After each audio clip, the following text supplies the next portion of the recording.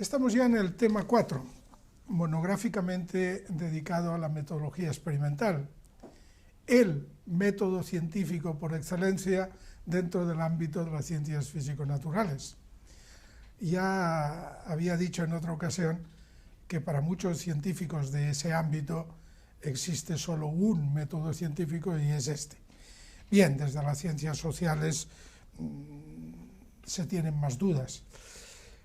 Dudas que, por cierto, también están entrando en el ámbito de las ciencias físico-naturales, como también verán en el texto. Pero bueno, digamos que el método experimental es el más representativo de la metodología cuantitativa, busca establecer relaciones de causa y efecto y atiende al esquema siguiente. Si A, o si ustedes quieren, si P, entonces Q. Es decir, si se da este requisito, si existe esta condición, se produce este efecto. El requisito es la variable independiente, la causa, el efecto es la variable dependiente, el efecto. Bueno, el método experimental, aquí reproducimos un esquema que está en el texto, que intenta sintetizar las características del método. Ya lo ven aquí, hay unos pasos que resultan fundamentales. Recordarán y sabrán ya que el método experimental se basa en los criterios hipotético-deductivos. Esto significa que tiene hipótesis, hipotético, y que esta hipótesis se deduce de una teoría, deducción, deductivo. Por lo tanto, en un esquema experimental no se formulan hipótesis. ¿Qué es una hipótesis? Bueno, una hipótesis es una posible anticipación de los resultados, pero no se formulan en el vacío. Se recurre a la teoría conocida, al saber conocida, para a partir de allí deducir qué ocurre de ese saber, qué consecuencias trae. Por lo tanto, la hipótesis siempre está vinculada a una teoría. Cuando esa hipótesis se lleva a la contrastación, es decir, se hace una investigación para ver si esa hipótesis es cierta o no, si se confirma la teoría de momento. Si no se confirma, cabe dudas sobre la misma teoría.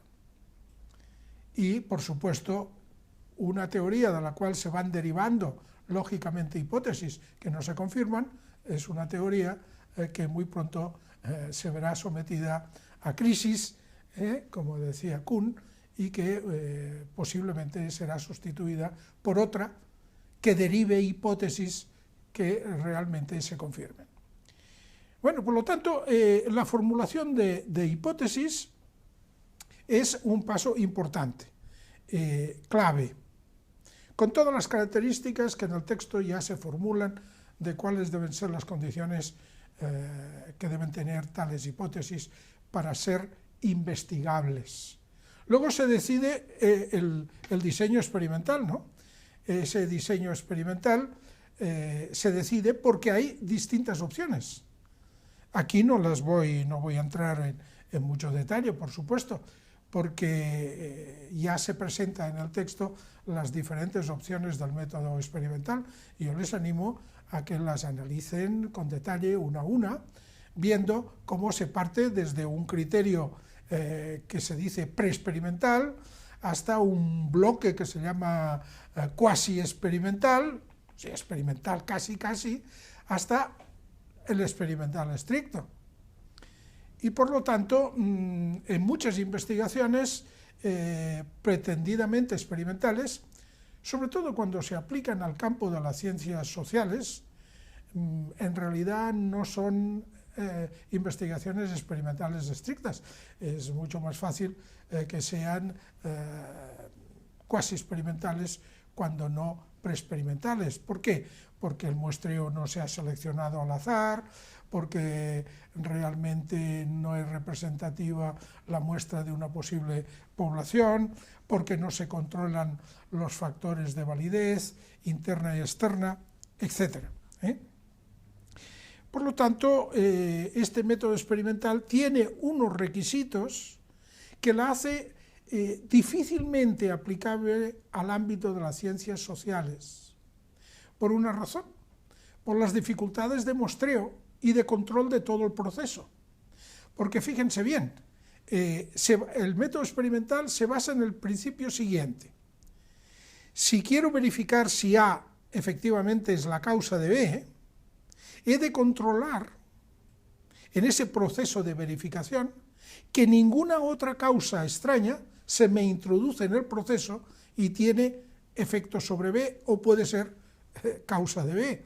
Claro, ¿cómo se controla todo eso para que no haya variables extrañas que incidan sobre el resultado? Bueno, esto en las ciencias físico-naturales se hace en un laboratorio.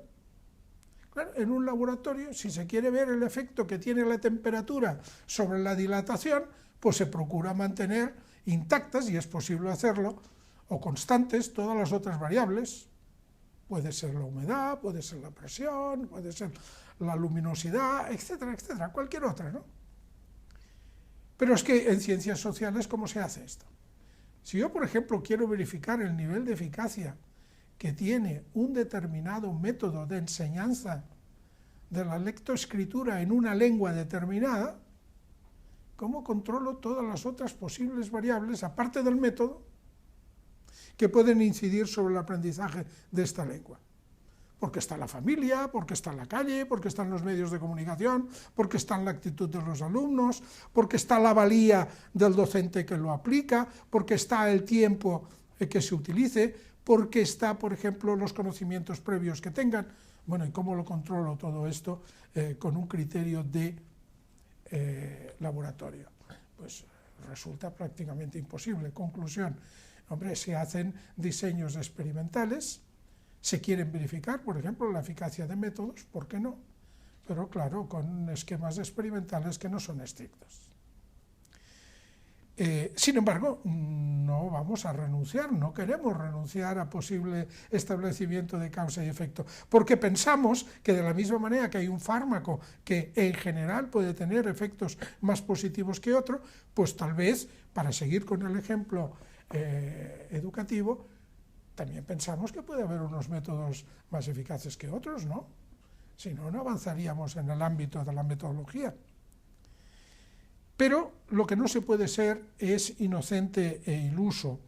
Lo digo en este sentido porque realmente el método experimental está sometido a una serie de atentados, vamos a decirle, o de fuentes de error para su aplicación ortodoxa, para su aplicación según los criterios que la metodología cuantitativa nos manda.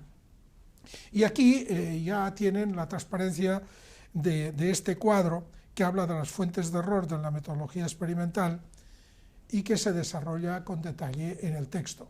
Saben ustedes, en la metodología experimental se agrupan las fuentes de error en internas y externas. Y claro, hay que controlarlas ambas. Unas puede ser la historia, que es lo que pasa durante la aplicación, la maduración de los sujetos que participan, el influjo de la aplicación de las mismas pruebas. Todo esto es interesante. Por ejemplo, es bien sabido que si nos aplican una prueba para saber lo que sabemos previamente sobre un tema, eso solo nos hace reconsiderar nuestro saber sobre ese tema. Incluso a lo mejor luego buscar aquella información que en el momento que se nos consultaba no teníamos. Por lo tanto, ni siquiera la aplicación de los instrumentos no es inocua, produce efectos. Bueno, aquí lo tienen, la desviación en el proceso de selección, etc. Como todo esto tiene consecuencias sobre la validez interna del proceso y luego sobre la validez externa, que significa la posibilidad real o no de generalización, pues hay que tener mucho cuidado. Bueno, una manera de intentar disminuir los efectos de las posibles fuentes de errores es aumentando el número de variables que se consideran. Antes les ponía ese ejemplo, ¿no? ¿Cómo puede ser que un determinado método sea la única causa de unos resultados si no conseguimos controlar todas las otras posibles variables. Bueno, pues lo que se hace es diseños experimentales multivariados, en donde se controlan o se consideran más de una variable independiente, sabiendo y buscando cuál es la parte de efecto que tiene cada una, e incluso el hecho de que estén combinadas, la interacción entre ambas, y entonces sobre una metodología pues puede incidir la actitud previa, los conocimientos previos o el papel que tengan las familias al respecto, y trabajar con 3, 4, 5 variables independientes sobre un solo efecto dependiente. También podemos trabajar con más de una variable dependiente, porque aparte de los aprendizajes, por ejemplo, un método puede provocar actitudes, puede tener consecuencias, vamos a decir, colaterales, puede tener efectos no previstos. Bueno, trabajar con más de una variable dependiente es otra forma de afinar y de reducir las posibles fuentes de error. Sobre este tema, miren, todos los manuales de estadística lo tratan con profundidad. Yo les recomiendo, si quieren refrescarlo, cualquier manual. En la propia bibliografía tenemos ahí ya puesto algunos recomendados, y también decir que la actividad de evaluación que se pone en este tema, que une los temas 3 y 4 de alguna manera, bueno, es una actividad que estoy seguro que les ayudará a sintetizar, a reflexionar, a resumir todo lo que hemos dicho respecto a la metodología cuantitativa.